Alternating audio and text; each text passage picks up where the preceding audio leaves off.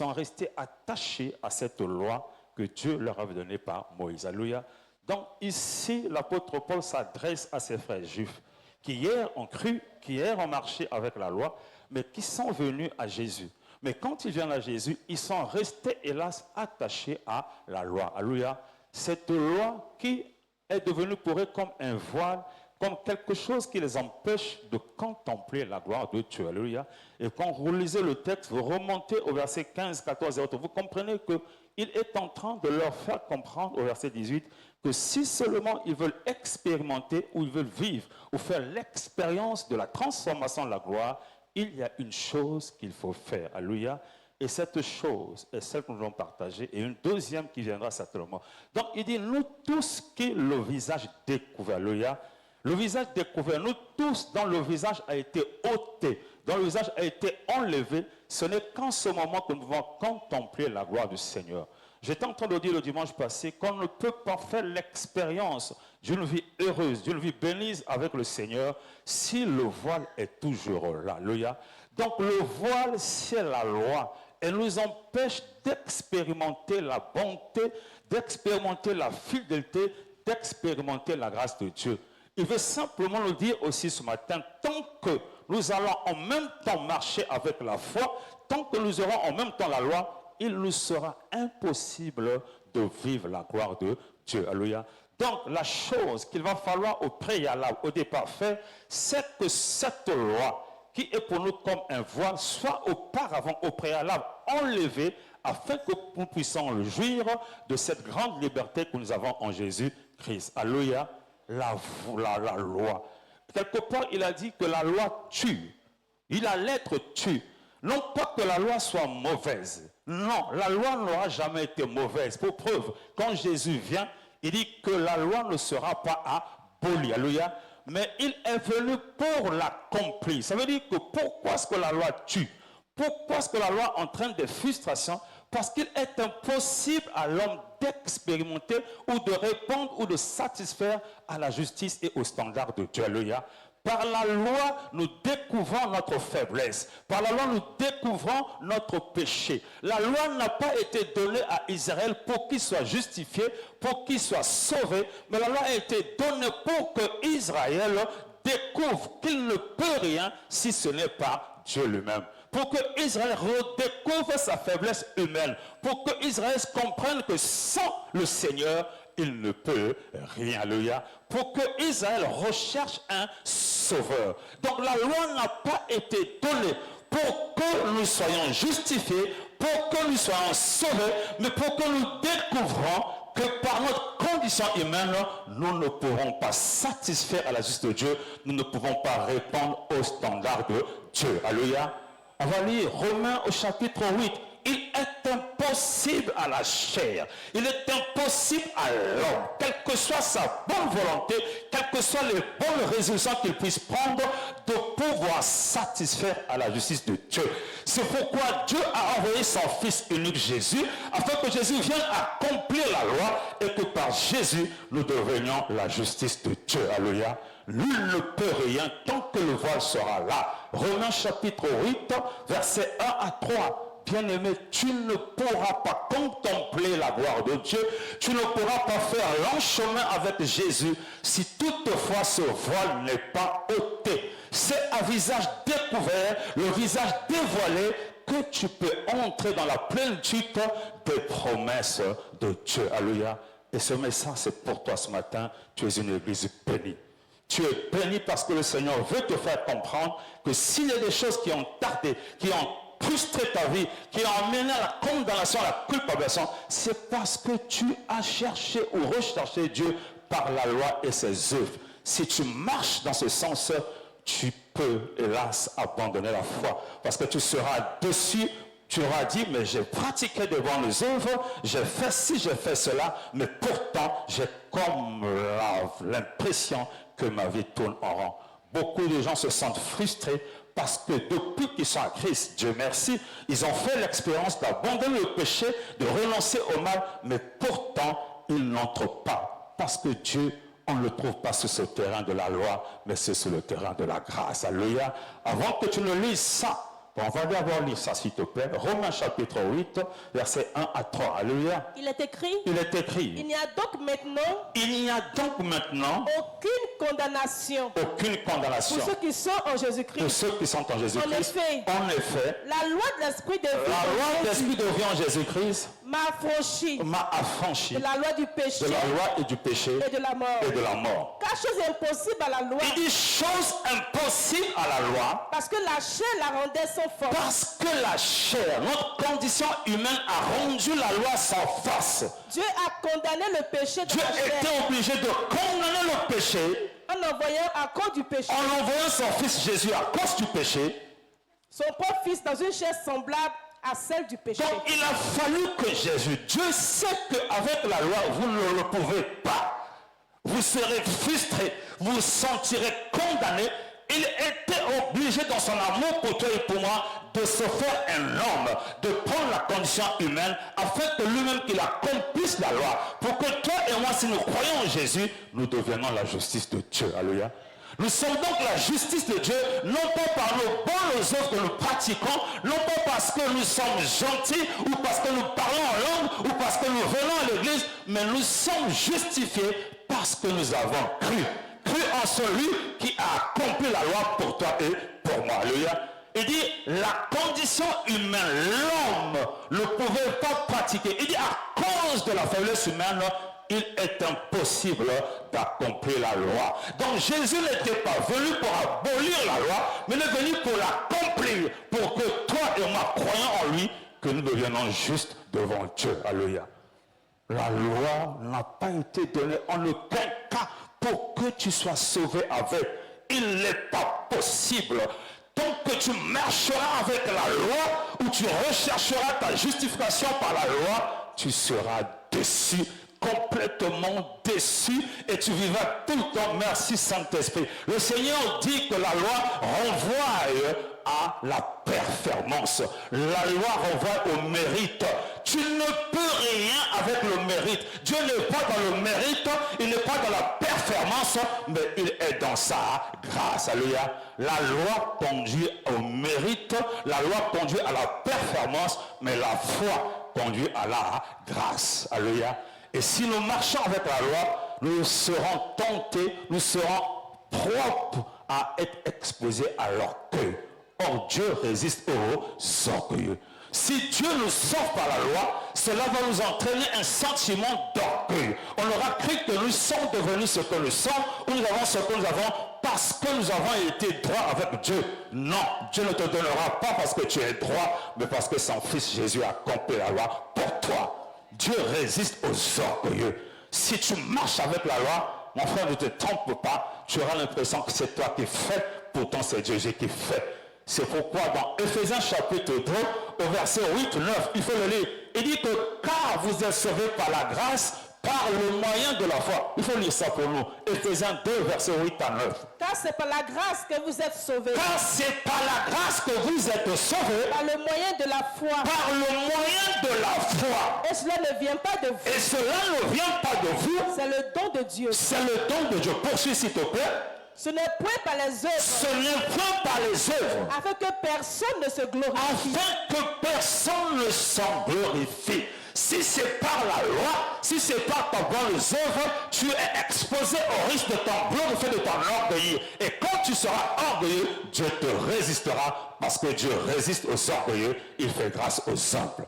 Le humble, c'est celui qui reconnaît que sa capacité, reconnaît que sa capacité vient de Dieu. Il reconnaît que ce qu'il est et ce qu'il possède, il ne les a pas obtenus parce qu'il a mérité, parce qu'il était performant, mais parce qu'un homme a accompli la loi pour lui. Voilà le humble. L'homme, c'est celui qui tourne les regards vers le Seigneur. David a marché avec la loi, mais il marchait dans la foi. Il a dit, je lève les yeux vers les montagnes. D'où me viendra le secours? Il dit, le secours me vient de l'Éternel. Il a marché au temps de la loi, mais rempli de l'esprit, il n'a pas cherché sa justification à la loi, mais il a cherché dans la grâce. Il a reconnu que sa force, son secours, ses victoires, toutes les batailles qu'il a livrées et qu'il a réussi ne venaient pas de lui, mais il venait de l'Éternel des armées.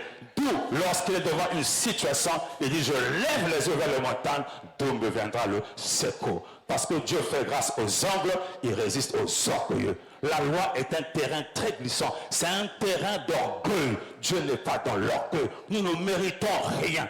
Il y a des moments où je me dis avec mon épouse, mais où est-ce que nous trouvons tout ce qu'il faut pour payer les loyers, la scolarité des enfants, de les envoyer dans des grandes écoles en Côte d'Ivoire? Mais quand on regarde à tout ça, quand on regarde aux sources de nos revenus, on se dit, mais comment est-ce que nous parvenons à payer un loyer aussi cher et n'avons pas de retard de loyer? Même quand le retard est là, nous le rattrapons. Comment est-ce qu'on a de quoi pour pouvoir se vêtir, être en bonne santé, payer médicaments et tout? Quand on reste tranquille, on se dit que c'est Dieu qui nous fait grâce. Il dit, la grâce et le bonheur t'accompagneront tous les jours. Quand je reste tranquille, je calcule, je regarde mes revenus, il n'est pas possible que je paye le transport des enfants, je paye la cantine, je paye la scolarité, je donne ce qu'il faut pour mon épouse, pour ses besoins, et pour que quand je pense à tout ça, je dis, Dieu est bon, alléluia, Dieu est bon. Il est bon envers ceux qui lui font confiance. Qui ne s'attend. Merci Saint-Esprit. Lis Galates chapitre 5, verset 5. Il dit que c'est de la foi par l'Esprit que nous attendons l'espérance de la justice. Ce ne sont pas par tes œuvres. Non, non, non. Ce ne sera pas par tes œuvres. Galates chapitre 5, verset 5. Pour nous, Pour la nous. foi. Pour nous, reprends s'il te plaît. Pour nous, Pour nous. c'est de la foi que nous attendons. C'est de la foi que nous attendons. Par l'Esprit. Par l'Esprit. L'espérance de la justice. C'est de la foi qui entraîne à la grâce par le nom de l'Esprit que nous sommes justifiés et qui attire le regard de Dieu sur nous. Alléluia. Il dit pour nous, nous qui avons cru, nous dont le visage est dévoilé, nous qui marchons le visage découvert. Il dit pour nous qui avons cru, c'est par le moyen de la foi, bien évidemment par l'auteur de la bénédiction de l'Esprit, que nous attendons l'espérance de la justice. Quand ne te trompe pas. Le Seigneur me dit de lire Galates chapitre 1, verset 6. Il dit qu'il s'étonne. Il dit, je suis étonné. Il parle par l'apôtre Paul. Il dit qu'il est étonné de voir que vous détournez promptement de l'évangile pour vous tourner vers. Il faut lire ça. Galates chapitre 1, verset 6. Je m'étonne Il dit, je m'étonne. que vous vous détourniez si promptement Que vous vous détourniez si promptement de celui qui vous a appelé de celui qui vous appelait par la grâce de Christ par la grâce de Christ pour passer à un autre évangile. pour passer à un autre évangile. Il est surpris, il est étonné de voir des gens qui ont marché avec la loi, qui n'ont pas pu expérimenter la grâce de Dieu, à qui Dieu a fait grâce d'être sauvés par la foi, mais qui en même temps gardent la foi et la loi. Il dit, mais je suis surpris qui vous enseigne un tel évangile. Hélas, c'est l'évangile qui est prêché dans les églises. Nous sommes au temps de la grâce.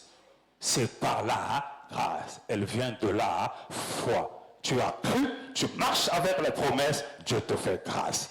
Nous sommes, merci Saint-Esprit. Romains chapitre 10, versets 1 à 4.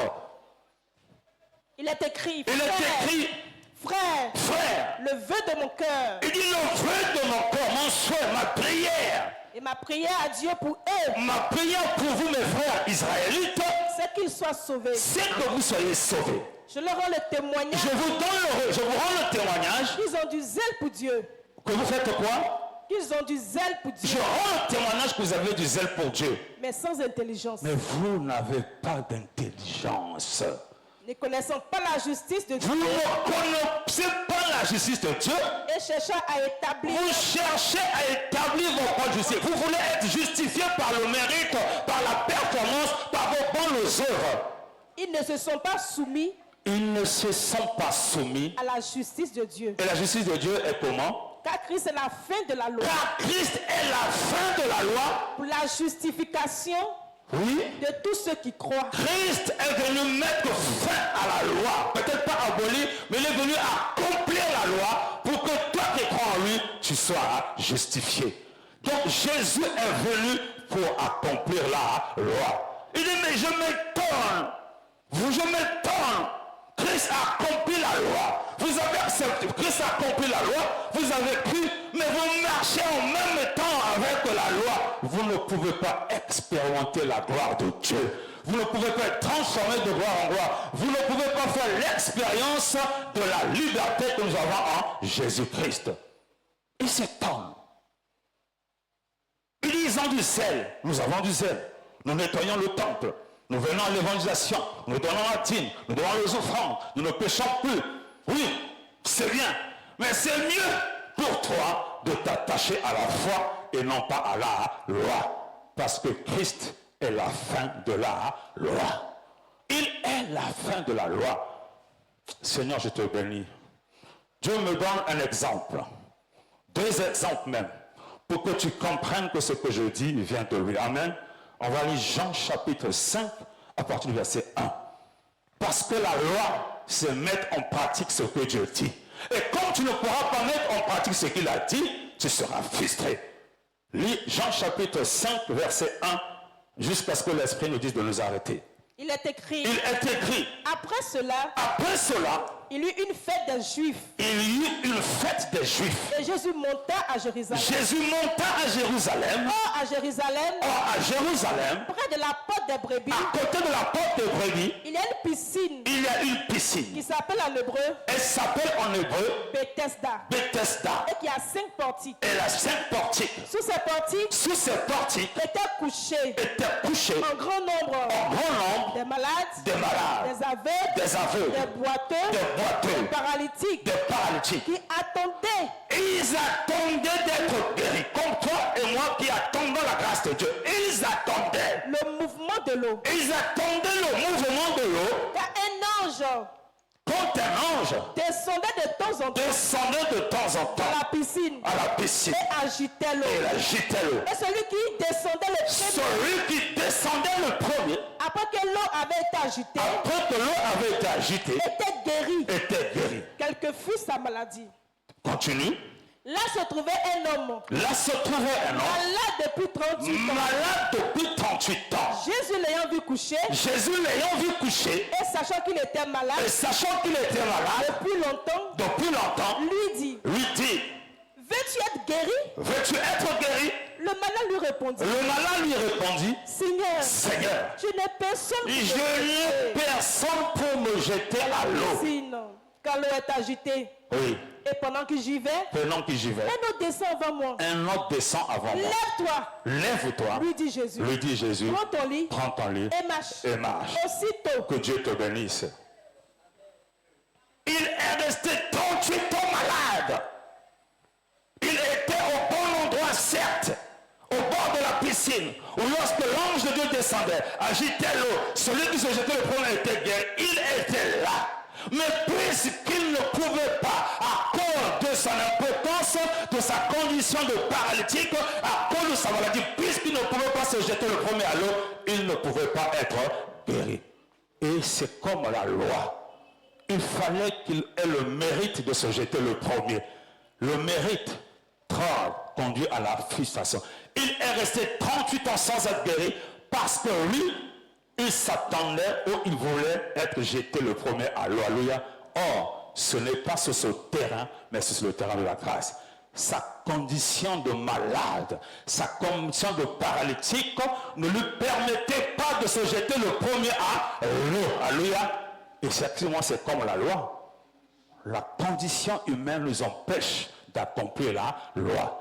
De la même manière que le paralytique, à cause de sa condition, de sa faiblesse, ne pouvait pas être guéri, puisqu'il ne pouvait pas être le premier à l'eau, c'est la même chose que toi et moi aujourd'hui. Si nous attendons Dieu sur le terrain de la loi, nous allons attendre longtemps. Alléluia. Et quand Jésus est venu à sa rencontre, il n'a pas été guéri comme tous les autres. Les autres ont été jetés à l'eau.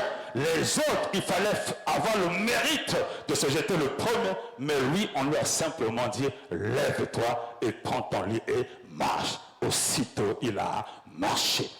Il n'a pas marché parce qu'il s'était jeté le premier, mais il a marché parce qu'il a reçu celui qui pouvait le faire marcher par le moyen de la grâce. Alléluia. La grâce. Il a été guéri d'une manière autre que les autres. Les autres devaient mériter leur guérison. Les autres devaient mériter la guérison. Les autres devaient manifester la performance. Mais lui, il n'a pas été guéri sous la base d'un mérite ou d'une performance, mais sur la grâce d'une grâce. Et cette grâce lui est venue parce qu'il a cru en celui qui a dit « Lève-toi et prends ton lit et marche ».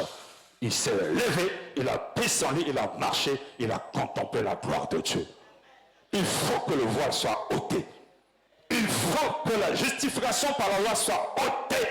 La loi est un voile qui t'empêche de jouir de la pleine liberté avec Dieu.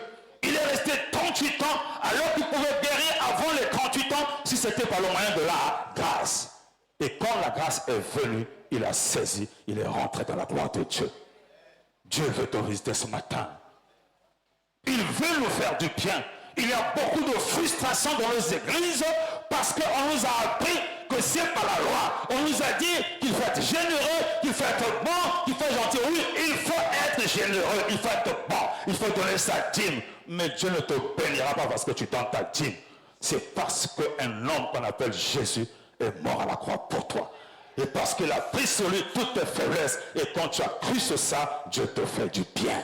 Et il te fera du bien. Il a fait du bien partout où il passait en faveur de tous ceux qui avaient cru. On dit que nous savons comment Dieu a plein du Saint-Esprit. Jésus qui allait de lieu en lieu. Partout où il passait, il faisait du bien. Mais à qui faisait-il du bien? À ceux qui manifestaient la foi. À ceux qui croyaient. Qui ne s'attendaient pas à leurs bonnes œuvres, qui ne s'attendaient pas à leur justice, mais qui s'attendaient à Dieu par la foi. Il y a un autre homme qui, Dieu me dit de te le dire, n'a pas été justifié par ses aumônes ou par ses prières ou par sa crainte de Dieu. La crainte de Dieu, c'est bien. L'aumône, c'est bon. Il faut prier tous les jours, c'est normal. Mais Corneille n'a pas expérimenté la gloire tant qu'il devait s'attendre à Dieu par ses bonnes œuvres. Et comme Dieu ne se trompe pas, il a visité Corneille par son ange. Il a dit à Corneille d'envoyer appeler Simon-Pierre de venir dans sa maison. Parce que c'est sur la base de l'évangile, la grâce de Dieu, qu'on peut être sauvé. Lorsque l'ange de Dieu a fini de lui dire, Corneille a envoyé ses serviteurs dans la maison de Simon-Pierre. Pierre a voulu résister. Le Saint-Esprit était obligé d'intervenir. Il a dit à Pierre, c'est moi qui ai envoyé ces hommes, il faut que tu partes avec eux. Parce que l'heure est arrivée pour que Corneille entre dans ma gloire. Et quand Pierre est arrivé dans la maison de Corneille, quand il a commencé à annoncer l'évangile, il a commencé à annoncer la grâce de Dieu, la puissance de Dieu est descendue ce même jour. Tous ceux qui étaient là étaient guéris, ont été baptisés du Saint-Esprit de feu et le baptême de l'eau est venu après. Alléluia. Or, le schéma des hommes, c'est souvent d'abord le baptême de l'eau et après le baptême du Saint-Esprit. Ce qui n'est pas mauvais, mais Dieu est souverain. Il fait toutes choses comme il veut. Eux, ils ont d'abord expérimenté le baptême de l'Esprit et après quoi, ils ont été passés dans l'eau. Alléluia. Donc le voile, c'est tous les schémas que les hommes se sont donnés pour pouvoir atteindre Dieu. Nous avons trop de schémas. Il y avait un schéma. Il fallait qu'ils soient d'abord baptisés dans l'eau pour qu'ils soient baptisés du Saint-Esprit. Mais il y a des gens qui sont baptisés d'abord par le Saint-Esprit, après quoi vient le baptême de l'eau. La maison de Corneille a expérimenté le baptême de l'Esprit avant celui de l'eau. Parce que Dieu n'est pas dans les schémas. Nous nous sommes donné des schémas. Nous avons des méthodes, des formules pour que Dieu ne nous bénira pas en fonction de nos méthodes, de nos calculs, de nos schémas. Il a son chemin, il a ses schémas. Les voies de Dieu sont différentes des voies des hommes. Il dit, mes pensées sont différentes de vos pensées. Il fait grâce à qui il veut, quand il veut, où il veut et comment il veut. Il est Dieu et c'est son œuvre, c'est son église, c'est sa maison. Il fait du bien à qui il veut faire du bien. Et ce jour-là, il n'a pas béni Corneille sa maison par les méthodes et schémas des hommes qu'il te faut 3 mois, 4 mois, 6 mois de cours pour être baptisé. Mais il a baptisé du Saint-Esprit et après quoi ils sont passés dans l'eau. Nous sommes dans des schémas. Le voile, c'est le schéma que tu te mets sur toi et ça t'empêche d'expérimenter la gloire de Dieu. Il y a des gens qui jeûnent 40 jours. Je lisais avant-hier qu'un pasteur ne pouvait plus se tenir sur ses pieds parce qu'il a marché, il a jeûné pendant 21 jours. C'est bien, mais qui t'a dit de jeûner 21 jours? Qui t'a dit que Dieu te bénit parce que tu jeûnes? Non! C'est pourquoi nombreux sont morts Ils ont jeûné 40 jours. Qui t'a dit pour que Dieu te donne un mari, des enfants ou un travail, il faut que tu jeûnes? Jeûner c'est bien, mais ce n'est pas pour être béni, parce que Dieu t'a déjà béni. Le jeûne c'est pour que tu entres dans les dispositions où Dieu peut se révéler ou te parler. Nous jeûnons. Oui, je ne jeûne pas pour jeûner. Je ne te dis pas de faire comme moi. Et je ne jeûne pas pour faire plaisir à quelqu'un. Je ne t'ai pas dit de ne pas jeûner. Mais il faut jeûner lorsque le Seigneur te dit de jeûner. Ou lorsque l'église te met dans le programme, entends ce programme, parce que c'est Dieu qui conduit ses serviteurs. Alléluia. Jeûne parce que tu ne t'attends pas à être béni, mais tu jeûnes parce que c'est un temps où tu es plus disposé à échanger, à entrer en intimité avec Dieu. On est plus apte, plus prompt à écouter ou entendre la voix de Dieu lorsque nous nous privons de beaucoup de choses. Alléluia. Mais on ne jeûne pas pour avoir un travail. Les païens n'ont pas besoin de jeûner pour travailler. On ne jeûne pas pour avoir un visa pour aller en Europe. Les païens ne jeûnent pas pour avoir un visa. On ne jeûne pas pour avoir des enfants. Il y a des femmes qui enfantent, qui jettent enfants de la rue. Est-ce qu'elles ont jeûné pour avoir enfants? C'est Dieu qui fait grâce. C'est par la foi. Dieu est bon. Dieu est fidèle. Il est l'éternel Dieu qui guérit. Le Dieu tout-puissant, c'est Jésus. Le roi des rois, c'est Jésus. Tu ne peux rien si ce n'est par lui. Il a dit, car sans moi, vous ne pouvez rien. Il dit, si l'Éternel le bâtit la maison, si l'Éternel le garde la ville, il dit, si l'Éternel qui donne le pain à ceux qui espèrent en lui, ne te le donne, en vain tu bâtiras, en vain tu veilleras, en vain tu te lèveras le matin, tu te rachèteras, parce que ça vient de lui. Si Dieu n'est pas l'auteur de ta bénédiction, s'il n'est pas l'auteur de ta maison, enfin, il dit, si l'Éternel le bâtit, si Dieu n'est pas à l'œuvre, si ça ne vient pas de Dieu, tout ce que tu auras fait s'effondrera. Il dit que celui qui bâtit sur le sable fait quoi? Il fait quoi?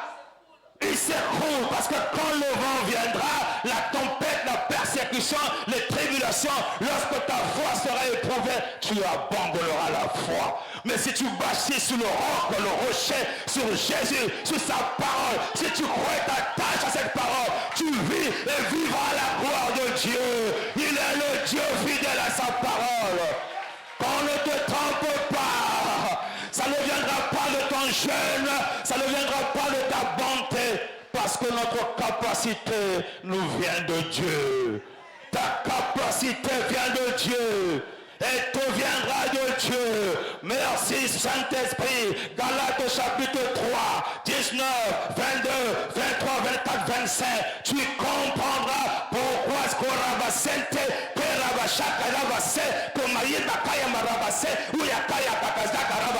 tu comprendras pourquoi la loi a été donnée. Galates chapitre 3, verset 19, 22, 23, 24, 25.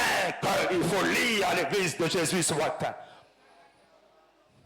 Il est écrit. Il est écrit. Pourquoi donc la loi? Pourquoi donc la loi? Elle a été donnée. Elle a été donnée. Ensuite, à cause des transgressions. À cause des transgressions. Jusqu'à ce que vienne la postérité. Jusqu'à ce que vienne la postérité. Tu t'arrêtes d'abord là. La loi a été donnée à cause des transgressions. Pour que tu découvres que tu es un pécheur. Pour que tu découvres tes faiblesses. Pour que tu reconnaisses que tu as besoin d'un sauveur. Que tu ne peux pas être justifié par ton intelligence, par ta sagesse, par tes moyens, par tes chemins, par tes calculs, par ton argent, par tes diplômes, mais que tu es justifié parce que Jésus l'a fait pour toi. Poursuis au verset 22. Mais l'Écriture a tout renfermé. Reprends s'il te plaît. Mais l'Écriture, oui, Dieu a tout renfermé sous le péché. Sous le péché. Afin que ce qui avait été promis. Afin que ce qui avait été promis. Fût donné par la foi. Fût donné par la foi. En Jésus-Christ. En Jésus-Christ. À ceux qui croient. À ceux qui croient. Avant que la foi vienne. Avant que ne vienne la foi.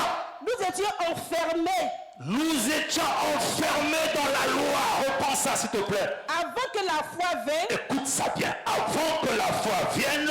Nous étions enfermés. Nous étions enfermés sous la garde de la loi. Sous la garde de la loi. En vue de la foi. En vue de la foi. Qui devait être révélée. Donc Dieu a donné la loi pour nous préparer à recevoir le Christ, à recevoir Jésus, à recevoir la foi. Il a donné la loi pour que tu découvres que si Jésus ne vient pas, si tu n'as pas Jésus, tu ne peux pas expérimenter la transformation de gloire en gloire. Tu ne peux pas vivre la gloire de Dieu. Il a fallu qu'il envoie. La loi nous a servi comme un pédagogue. Il faut lire ça s'il te plaît. Ainsi la loi a été comme un pédagogue. La loi a été comme un pédagogue, comme un enseignant. Il a préparé, il a balisé le terrain de Dieu afin que lorsque Jésus vienne, que tu reçoives ce que Jésus a connu pour toi. La loi a été donnée comme un pédagogue, comme un enseignant. Pour nous conduire à Christ. Pour nous préparer à recevoir par la grâce. Pour nous amener à Jésus. Pour recevoir l'évangile par lequel nous sommes sauvés. Continue. Afin que nous fussions justifiés par la foi. Afin que nous fussions justifiés par la foi. Par la foi. Continue. La foi étant venue. La foi étant venue. Nous ne sommes plus. C'est fini. Nous ne sommes plus. Sous ce pédagogue. Sous cet enseignant, sous ce pédagogue. Car vous êtes tous fils de Dieu. La foi étant venue. Nous ne sommes plus sous le pédagogue de la loi. La loi a accompli sa mission et nous revenons à la foi comme au temps de notre père Abraham. Et nous sommes la postérité d'Abraham, héritiers selon les promesses par la foi en Jésus. Les mêmes promesses qui ont été faites ou données à Israël à cause de Jésus sont devenues nos promesses. De même manière qu'Abraham a été riche, de même qu'il a augmenté, de même que Israël et toute la postérité physique, naturelle d'Abraham a été bénie par Jésus, nous sommes devenus la postérité d'Abraham. Et nous ne sommes plus sur le terrain de la loi, mais sur le terrain de la grâce. Alléluia. Parce que la loi appelle le mérite, la performance, mais la foi appelle la grâce. Car vous êtes sauvés par la grâce, par le moyen de la foi. Dieu est bon. Si tu marches avec Dieu par la foi, quelles que soient les tribulations, les tempêtes, les circonstances, Dieu t'élèvera, il relèvera ta face. C'est pourquoi je veux qu'on bénisse encore Maman Adiko qui a mis sa barque au profit de Jésus. Je vous avoue que le dimanche, en partant d'ici, mon cœur était attristé. Alléluia. J'étais triste. Non pas parce que je n'ai pas pu prêcher comme le Seigneur voulait, mais parce que le Seigneur n'a pas pu libérer son message. Ce message, et je n'ai pas fait de cas. Je bénis le Seigneur avant que Dieu te bénisse. Il m'a appelé pour dire, pasteur. Je dis, maman, je suis là. Elle a dit, sois fortifié. Je dis, merci, maman. Et après, nous avons échangé. Après, elle m'a dit, et si je mettais ma barque le dimanche au profit de Jésus pour que tu enseignes ta parole? Je dis, maman, que la volonté du Seigneur soit faite. Quand elle a dit, j'ai compris que Jésus tenait à ce que ce message soit annoncé ce matin. Et c'est ce matin que ça devait être annoncé. Ça devait être annoncé ce matin. Parce qu'on ne peut pas empêcher à Dieu d'accomplir ce qu'il veut. Quand il ouvre une porte de l'évangile, personne ne peut la fermer. L'ennemi ne pourra rien. Si l'évangile doit être prêché, il doit être prêché. Bien-aimés, nous sommes une église bénie. Et mon Jésus, tu veux contempler la gloire du Seigneur? Dieu est prêt. Ce n'est pas Dieu qui nous attend. Je vous l'ai dit, ce n'est pas toi qui attends Dieu, mais c'est Dieu qui t'attend. Il a ses bras ouverts. Il dit, voici, je me tiens à la porte. Apocalypse 3, verset 20. Il dit, voici, il faut lire ça. Il dit, voici, je me tiens à la porte. Celui qui fait quoi? Il faut lire ça. Voici. Voici. Je me tiens à la porte. Je me tiens à la porte. Et je frappe. Si quelqu'un entend ma voix. Si quelqu'un entend ma voix. Ouvre la porte. Ouvre la porte. J'entrerai chez lui. J'entrerai chez lui. Je souperai avec lui. Je souperai avec lui. Et lui avec moi. Et lui avec moi. Ça veut dire que le Seigneur attend que tu lui ouvres la porte. Pour lui, tout est accompli. Jésus a dit à la croix, tout est accompli. J'ai accompli la loi que les hommes ne pouvaient pas. Maintenant, la grâce est disponible. Celui qui vient en moi et reçoit mon évangile expérimentera la transformation de gloire en gloire. Il dit, voici, je me tiens. Et Jésus se tient ce matin. Ce n'est pas l'homme Christian qui est là, mais c'est l'Esprit du Seigneur en moi qui se tient devant toi. Et il frappe à ta porte ce matin. Si tu entends que tu le haut du Seigneur, je reçois ta grâce, je vis et marche avec elle, il te sera fait selon ta foi. Dieu n'oblige pas. Alléluia. Il dit qu'il se tient. Tu veux voir Jésus physiquement? Non. Il est là par son esprit. Il est en train de frapper à ta porte. Est-ce que tu es en train d'entendre? Il dit que celui qui entend ce que dit l'Esprit aux églises fera quoi? Si quelqu'un entend quoi? Comment ça se dit? Si quelqu'un a des oreilles, qu'il entende ce que l'Esprit dit aux églises. Mais pourtant nous avons des oreilles. Mais est-ce que quelque part il y a quelque chose qui ne reste pas avec le Seigneur? Il dit si quelqu'un a des oreilles, mais qui nous a donné oreilles? C'est pas toi? Est-ce qu'on n'a pas des oreilles? Mais il nous dit si quelqu'un a des oreilles. Mais on a des oreilles. Pourquoi est-ce que tu me dis si j'ai des oreilles? Ça va au-delà du naturel. Alléluia. Si quelqu'un a les oreilles spirituelles, si quelqu'un entend l'évangile, reçoit l'évangile, si quelqu'un a la révélation des choses de Dieu, c'est à celui-là que je ferai du bien. Alléluia. Donc ça, c'est la première des choses. Tu veux expérimenter la gloire, les promesses de Dieu, il faut que le voile soit ôté. Tes schémas, tes calculs, ce que tu as déjà manigancé ou projeté pour que, bon, quand je ferai, si je ferai ça, si je suis ça, je fais ça, si... ou encore, si tu t'attaches à ce que la loi dit, tu n'expérimentas pas la gloire de Dieu. Il dit, nous tous qui le visage découvert. La deuxième des choses, c'est dans le même verset. Il faut lire la fin de ce verset. Il faut relire et nous allons partir à la deuxième partie de ce message.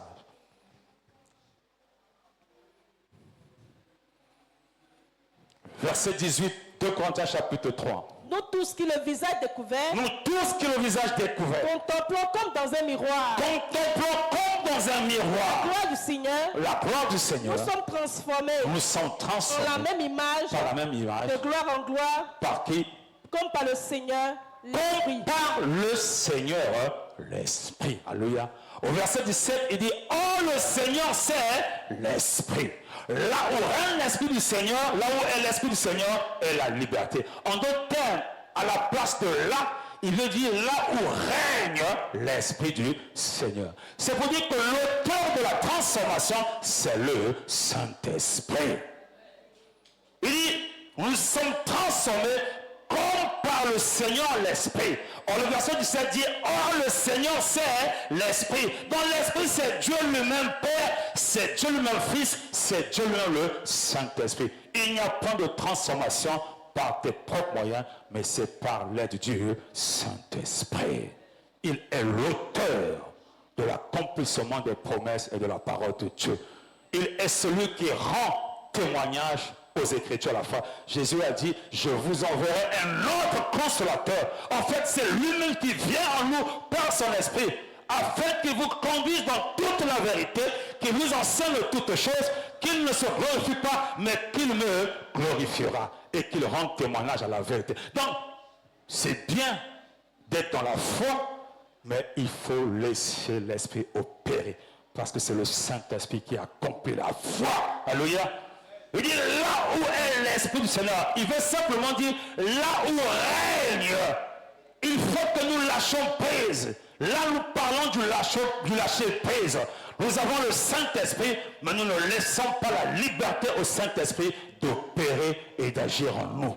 Le Saint-Esprit, nous l'avons déjà. Tu sais quoi? Jean chapitre 14, verset 17. Nous avons déjà le Saint-Esprit. Mais le problème, c'est qu'il ne règne pas. C'est qu'on ne lui permet pas de régner, d'opérer pour amener à l'accomplissement de la fidélité des promesses de Dieu. Jean chapitre 4, verset 17. Jean chapitre 14 plutôt, verset 17.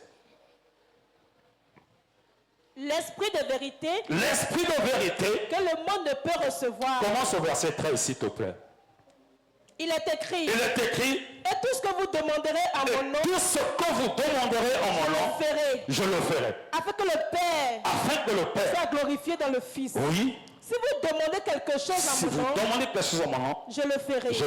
Si vous m'aimez, gardez mes commandements. Oui. Et moi, je prierai le Père. Il dit, et moi je vais prier le Père. Et il vous donnera un autre consolateur qui vous sera utile. Parce que sans ce consolateur, vous ne pourrez rien. Continue. Afin qu'il demeure éternellement. Afin que le Saint-Esprit demeure éternellement en vous. L'esprit de vérité. L'esprit de vérité. Que le monde ne peut recevoir. Que le monde ne peut recevoir. Parce qu'il ne le voit point. Le monde ne le voit point. Et ne le connaît point. Le monde ne le connaît point. Mais vous. Oui. Vous le connaissez. Vous le connaissez. Car il demeure avec vous. Il dit, nous connaissons le Saint-Esprit. Nous qui avons cru, nous connaissons le Saint-Esprit. Et il demeure en nous. Nous avons déjà le Saint-Esprit. Le jour où nous avons cru, le Saint-Esprit est notre partage. Mais le problème, c'est qu'il ne règne pas. Or, là où l'Esprit du Seigneur, il faut que...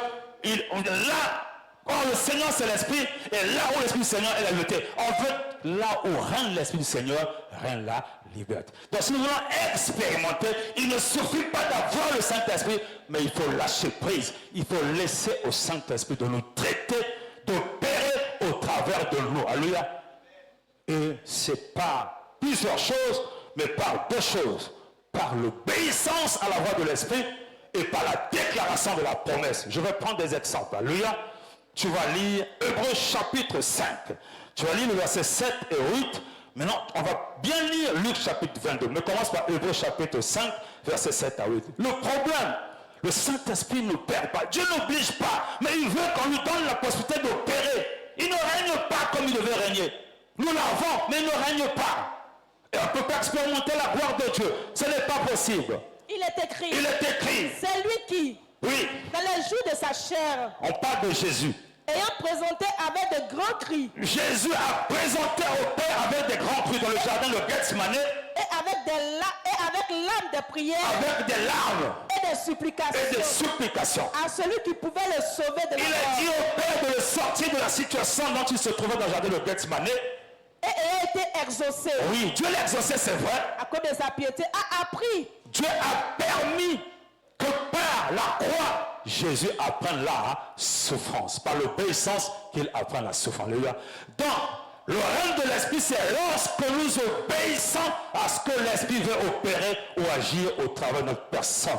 Il n'est pas facile à l'homme de laisser le Saint-Esprit prendre le contrôle des choses. Souvent, Dieu nous demande des choses, nous ne sommes pas prêts à relâcher parce que par la chair, ce n'est pas possible. Mais si tu ne lâches pas prise, le Saint-Esprit ne t'obligera pas. C'est lorsque tu vas lâcher prise que Dieu va t'emmener à la gloire. Parce que le Saint-Esprit est appelé à nous traiter, à nous transformer, à enlever tout ce qui nous empêche à recevoir la gloire de Dieu. Et quand le terrain est banalisé, Dieu accomplit sa grâce. Dans le jardin de Gethsemane, Jésus a été confronté à cela. À quelques heures de l'arrestation, à quelques heures de la condamnation, à quelques heures de la crucifixion, il a prié, il dit, Père, si cette coupe peut s'éloigner de moi. Mais il s'est rendu compte qu'il fallait qu'il obéisse. Il fallait que l'Esprit du Père accomplisse ce qu'il devait faire. Quand Jésus a dit, pas ma volonté, mais ta volonté, toute la gloire a commencé par se mettre en œuvre.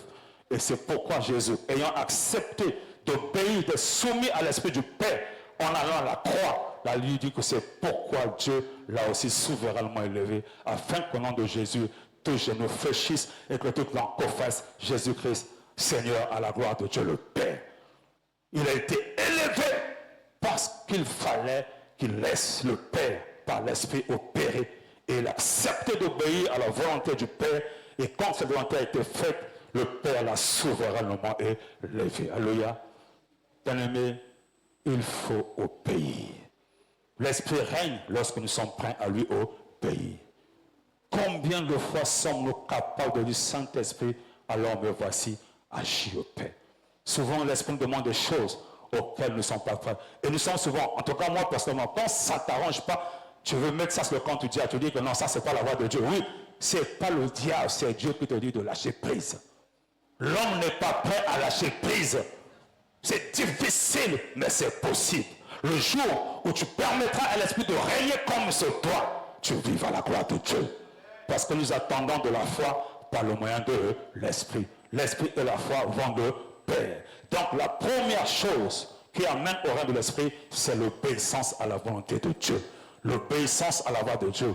Les voix de Dieu sont différentes des voix des hommes. Il a sa façon de voir les choses. Et c'est là où est souvent tout le problème. Quand Dieu te demande une chose que tu n'es pas prêt. C'est pourquoi l'homme riche, quand on lui a demandé d'aller vendre tous ses biens, il a commencé par être triste. Mais Jésus ne lui demandait pas d'aller vendre ses biens. On peut comprendre qu'il lui demandait de renoncer à lui-même et à sa façon de voir les choses et à commencer à marcher par la foi, marcher avec Dieu. Quand Dieu te demande des choses, il faut une grâce pour pouvoir l'accepter.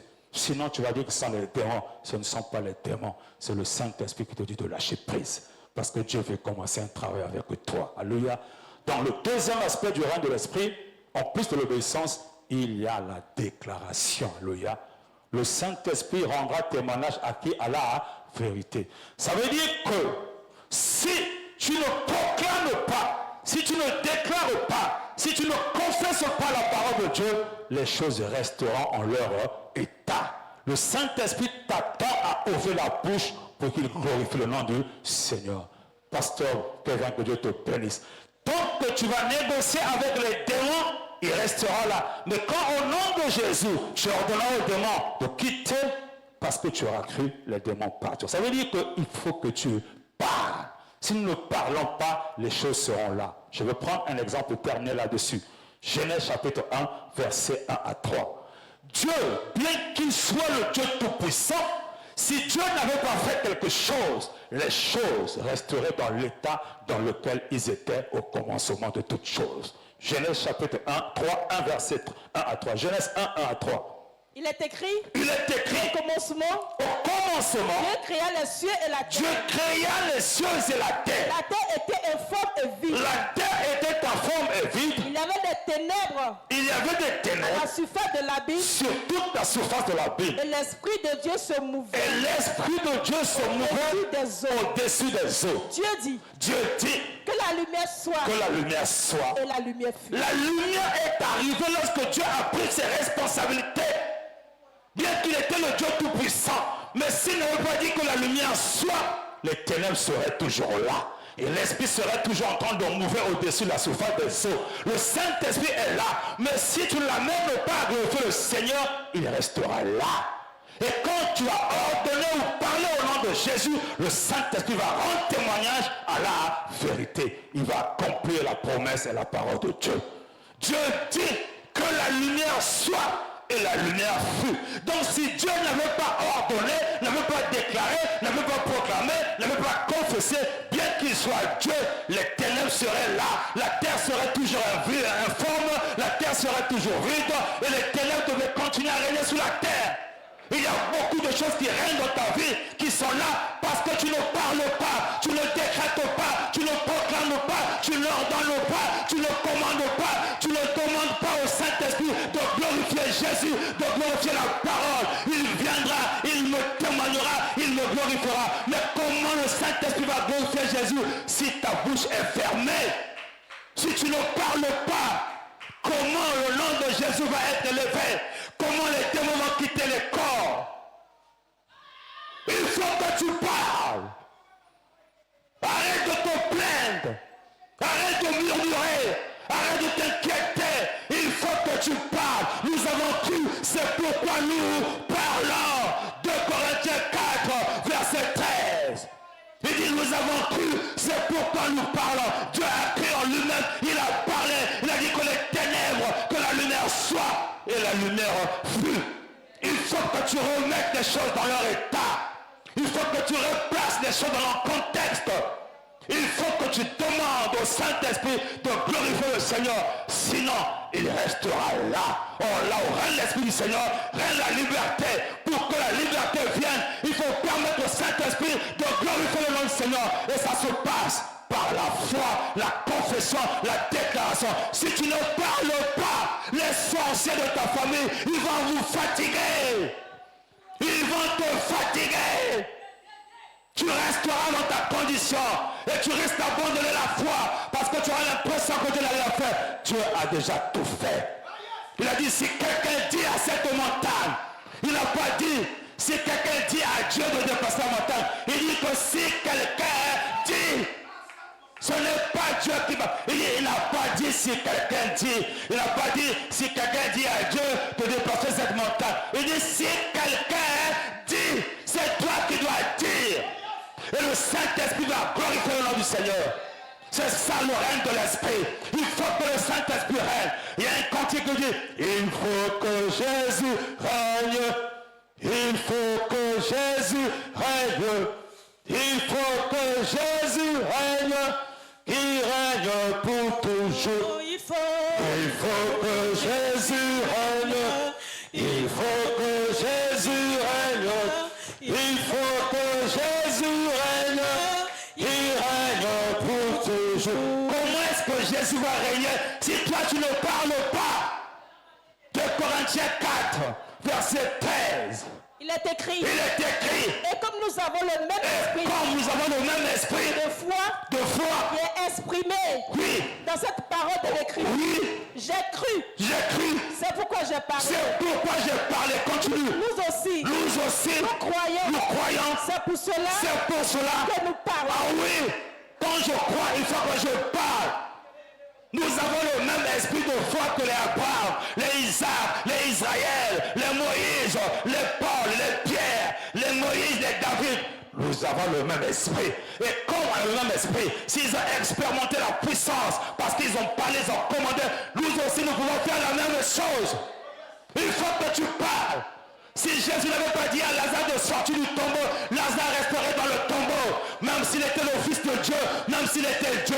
Mais quand il a dit Lazare sort, le Saint-Esprit s'est mis en action et Lazare est sorti. Il faut que tu parles. Sinon Lazare ne sortira pas du tombeau. Je ne connais pas ton Lazare. Je ne connais pas ta situation. Mais il faut que tu parles à Lazare. Qui est ton Lazare? Qui est ton Lazare? Qui est là depuis en train de se décomposer? Qui est ton Lazare? Ne t'ai-je pas dit si tu crois, tu verras la gloire de Dieu? Mais pour que tu la voies, il faut que tu parles. Il faut que tu parles. Il faut que tu parles. Et Dieu dit que la lumière soit et la lumière fut. Le Saint-Esprit amène à l'existence des choses qui ne sont pas comme si elles étaient. La lumière était là, mais il fallait qu'un homme parle. Et quand tu l'as parlé, la lumière est venue là où il y avait les ténèbres. Et elle viendra là où il y a les ténèbres. Il faut que l'Esprit parle. Mais avant que l'Esprit ne parle, laisse la loi derrière, reçois la foi. Car c'est par la grâce, par le de la foi. Et je veux terminer, merci Seigneur de me donner tout ce temps. Que Dieu vous bénisse, alléluia. On va terminer par Actes chapitre 9. La conversion, il faut la foi. Vous savez, il y a un homme qu'on appelle l'apôtre Paul. Tant que le cœur n'a pas été converti, tant qu'il n'aurait pas accepté la foi, il n'allait pas expérimenter la transformation. Mais quand il a rencontré le Seigneur, depuis le jour de la rencontre avec le Seigneur, la vie de Paul a basculé. Il est même celui par qui Dieu a écrit une bonne partie de la bonne nouvelle. Pourtant, c'est quelqu'un qui a persécuté l'Église, qui a combattu, qui a jeté des gens en prison, qui même était parmi les auteurs de la mort du diable Étienne. Mais lorsqu'il a rencontré le Christ, lorsqu'il a été converti, lorsqu'il est passé de la loi qu'il défendait, qu'il proclamait à la foi, le Seigneur l'a glorifié et l'a utilisé puissamment. Et tout ce que je prêche, c'est le Saint-Esprit qui a révélé ces choses à l'apôtre Paul. Nous avons ces choses parce qu'un homme, Paul, est passé de la loi à la foi. Depuis sa conversion, Paul a commencé par expérimenter la transformation de la gloire de gloire. Ça, c'est le moment que les écailles de ses yeux sont tombés. Et dans la Bible, le titre du livre de Actes chapitre 9, c'est écrit la conversion de Saul. C'est la preuve qu'il faut que les cœurs se convertissent, car c'est par l'Esprit de Christ que le voile est ôté. Le voile est ôté par le Seigneur lui-même. Le voile est ôté par l'évangile. Ça ne sera pas ôté par la loi. Paul a expérimenté la gloire lorsqu'il acceptait l'évangile. Des gens disent, mais n'est-ce pas ce monsieur qui nous persécutait? N'est-ce pas ce monsieur qui combattait, qui faisait arrêter les disciples du Seigneur? Mais pourtant c'était bien lui. Lorsqu'il a cru, et accepté l'évangile, la gloire s'est manifestée. Il faut lire le verset 22 simplement, mais tu peux lire à partir du verset 20. Vous voyez que tous ceux qui ne le reconnaissaient pas, tous ceux qui ont dit, mais c'était où? Mais lorsque nous avons Christ, nous avons un nouveau témoignage. Il faut lire ça, maman. Il est écrit. Il est écrit. Et aussitôt. Il prêchait dans la synagogue. Avant aussitôt, lis là partout les écailles sont tombées. Le voile a été ôté là. Trouve-moi le verset, je crois que c'est 19. Je sais que tu es une évangéliste remplie d'esprit. Il est écrit. Il est écrit. Ananias sortit. Et lorsqu'il fut arrivé dans la maison. Il imposa les mains à Saul. Qu'on appelle aujourd'hui l'apôtre Paul. En disant, Saul mon frère, le Seigneur Jésus, qui était apparu sur le chemin, de Damas, par lequel tu venais, m'a envoyé pour que tu recouvres la vue, et que tu sois rempli du Saint-Esprit. Pour que le voile soit ôté, le voile de la loi. C'était comme un voile qui l'empêchait d'expérimenter la gloire de Dieu. Il fallait que les écailles tombent, il fallait que le voile tombe. Parce que c'est un visage découvert que nous contemplons la gloire du Seigneur et que nous sommes transformés de gloire en gloire. Lorsque les écailles se sont tombés, il a fait quoi? Au même instant. Continue. Il tombait de ses yeux comme des écailles et il recouvra la vue. Il est tombé de ses yeux comme des écailles et il recouvra la vue. Et il a commencé à faire quoi? Il se leva et fut baptisé. Verset 20. Et aussitôt, il prêchait dans les synagogues. Que Jésus est le Fils de Dieu. Tous ceux qui l'entendaient étaient dans l'étonnement. Ils étaient dans l'étonnement. Lorsque Dieu te fera du bien, ils seront dans l'étonnement. Ils se diront, est-ce elle ou il qui était ci ou était cela? Parce que quand les corps se convertissent à Christ, tous ceux qui t'avaient cru, perdus, égarés, ils seront dans l'étonnement. Parce que la gloire de Dieu manifestera l'amour de Dieu pour toi. Relis ce verset. Tous ceux qui l'entendaient étaient dans l'étonnement. Ils étaient dans l'étonnement. Et disaient, n'est-ce pas celui qui persécutait l'Église? Oui. Ceux qui invoquent ce nom? Oui. Et n'est-il pas venu ici pour les amener? Est-ce que ce nom-là n'est pas toujours venu pour nous arrêter encore? Devant les principaux sacrificateurs? Oui. Cependant, Saul se fortifiait. De plus en plus. Et il confondait les Juifs. Qui habitaient Damas. Alléluia. Quand le voile est tombé, quand les écailles de ses yeux ont été ôtés, tous ont été étonnés de voir ce Paul qu'ils avaient pensé fini, perdu, vivre la gloire de Dieu. On dit qu'ils étaient étonnés. Il y a une chante en Côte d'Ivoire qui a chanté un truc comme ça. Ils seront comment? Étonnés. Qui peut nous chanter ça? Juste un petit cantique. Ils seront étonnés. Chantez si nous savons. Qui connaît cette partie?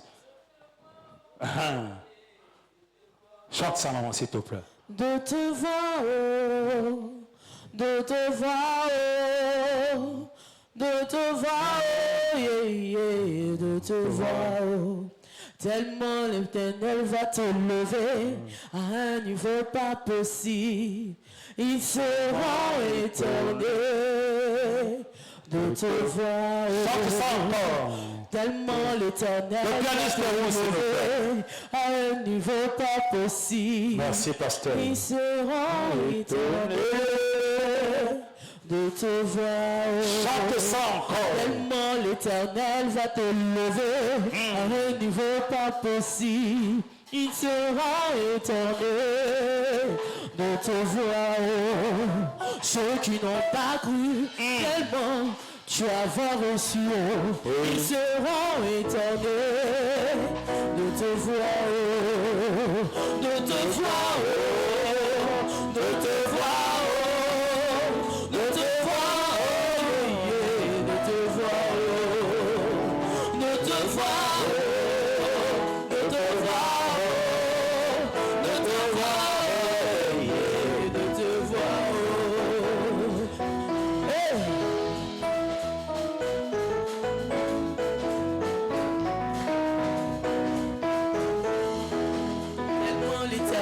Se lever à un niveau pas possible.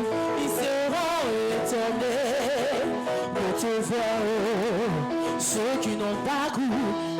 toi tu as l'air aussi haut, il sera éternel. Ne te vois, ne te vois, ne te vois, ne te vois, ne te vois, ne te vois, plein d'évangile, ne te vois, ne te vois, ne te vois, la condamnie, la condamnie, la condamnie, la condamnie, la condamnie, la condamnie, la condamnie. Alléluia.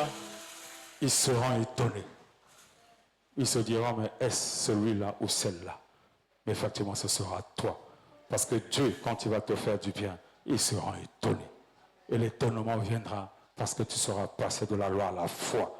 Tu ne t'attendras plus à Dieu par tes mérites ou par ta performance, mais par la grâce, par le mot la foi.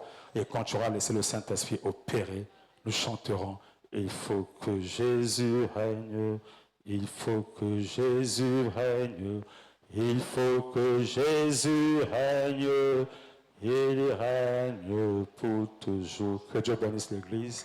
Merci Jésus.